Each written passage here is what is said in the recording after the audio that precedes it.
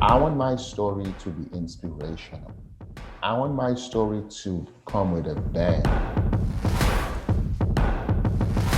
People struggle to find the right story to tell. A lot of us don't want to go back to those moments, especially when our stories might be negative or traumatizing, that we don't want to go back to relive those experiences.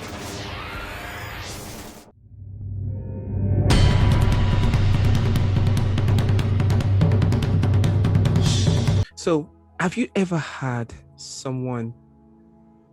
Because I think one of the major challenge is how to even tell your story. Because sometimes you don't even believe your own story would sell, or sometimes you don't even think people want to hear your story or whatever. So, have you ever had one of this scenario whereby someone reaches out to you and then they share their story, and they don't feel like, nah, I should say this to the world, and you were able to like fine tune it and like help them work on the story and make it much more, you know, presentable to the world? Or is there a form of, you know, taking things in and, putting things on the side and just, making the story, like for example in Hollywood, Mhm. if they don't just tell the story as it is. I don't believe they tell the story as it is, because in Hollywood it's about profit. Mhm. So if you're telling the story, you have to say it in a way that makes the producer or the production company some money.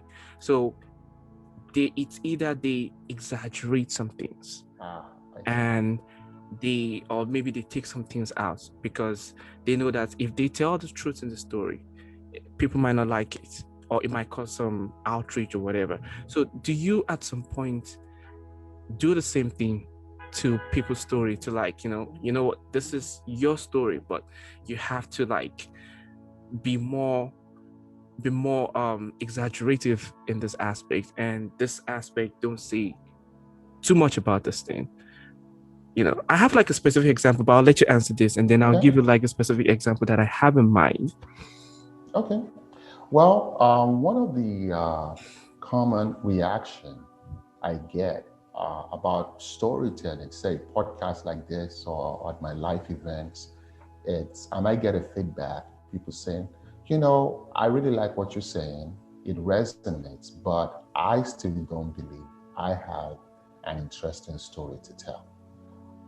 And I don't think anyone wants to listen to a story of someone like me. I am from overseas. I am from a small town. My life is not that interesting. Why should I be telling my story? Another concern about storytelling that I have is people struggle to find the right story to tell.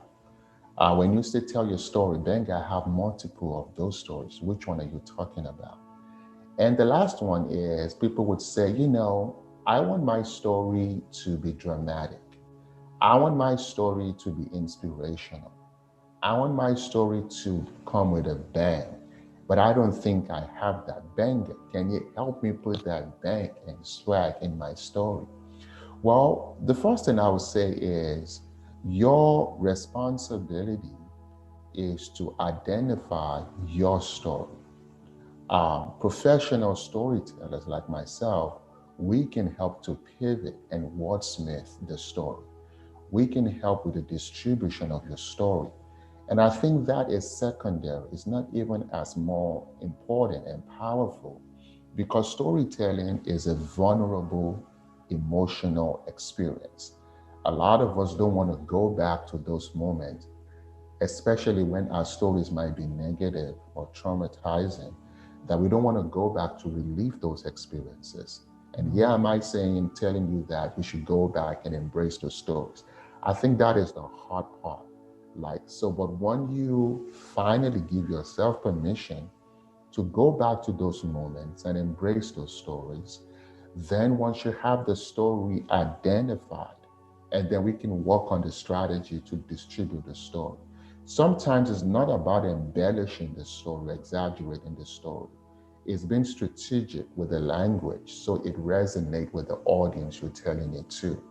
I recognize the average person is a business person, is a professional person.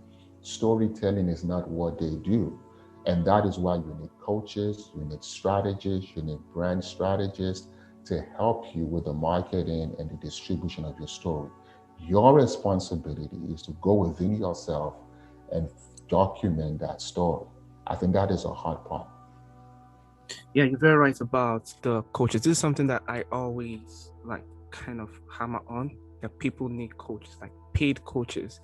A lot of people think they could do it by themselves, and like I could just go on YouTube and watch a video, and that's enough. That is not enough. I've done that myself. I did that for like 2-3 years, and until I started realizing I have to hire like a professional coach and pay them.